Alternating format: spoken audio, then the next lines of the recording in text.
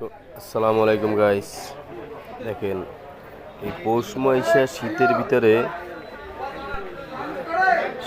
ভিতরে বাঙ্গি মানে বাঙ্গি তরমুজ,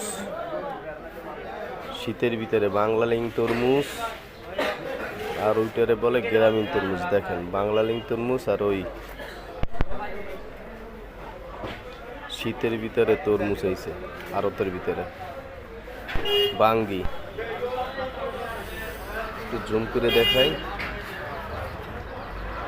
দেখেন শীতের ভিতরে কি সুন্দর বাঙ্গি হয়েছে, লম্বা লম্বা গোল গোল। এটা গোল বাঙ্গি, এইটা লম্বা বাঙ্গি, যারে আঞ্চলিক ভাষায় বলে ফুট, বাঙ্গি ফুট। শীতের ভিতরে তরমুজ, দেখেন কি সুন্দর তরমুজ, চান পুরো ঘর ভরা শীতের ভিতরে তরমুজ, শীতের তরমুজ। যেখানে মাসে শীতে গোসল করতে যায় না, কষ্ট হয়, সেই শীতের ভিতরে তরমুজ আইছে। আল্লাহর কত নিয়ামত, রহমত, বরকত আল্লাহ আমাদের জন্য দিয়েছে।